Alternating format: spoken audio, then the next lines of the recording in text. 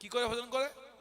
খায় কিছু না, রোজ সন্ধ্যা যমুনা স্নান, সন্ধ্যা ভগবানের জন্য ফল ফুল জল নিয়ে এসে পূজা করে, আর দিন রাত গুরু প্রদত্ত মন্ত্র জপ করে নিষ্ঠা সহ। ভগবান পাবো, গুরুদেব যে মন্ত্র, ভগবান পাবো এই মন্ত্রতে, এই মন্ত্রটাই ভগবান, এখানে পাবো ভগবানকে। তার নিষ্ঠা আর চাহিদা, এই দুটি জিনিস। এই দুইটি জিনিস মানুষ পায় না। আমরাও দীক্ষা পেয়েছি, নিষ্ঠা নাই আর ভগবানের চাহিদাও নাই,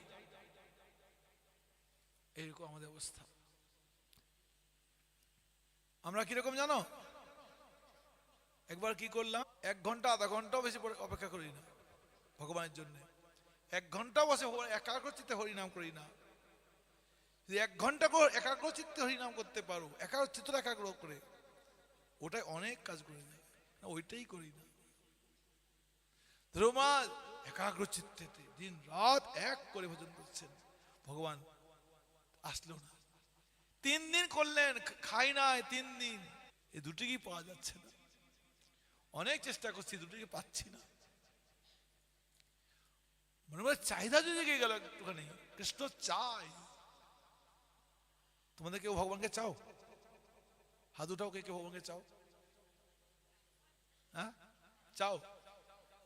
সব মিথ্যাবাদী গুলা, সব কটা মিথ্যাবাদী। যদি ভগবানকে চাও, রোজ হরি নামে লেগে যাবে একাগ্র চিত্তে। তা তো করবে না বাবু, তা করবো না। ওই লোক ঠকানি একটুখানি 2-1টা মালা করলাম কি না করলাম বললে হবে? যদি চাও, যদি সত্যিকারের, পাবে অবশ্য। যদি চাহিদা থাকে পাবে অবশ্য, 100% গ্যারেন্টি, 110% গ্যারেন্টি, নো ডাউট। চাহিদা চাই।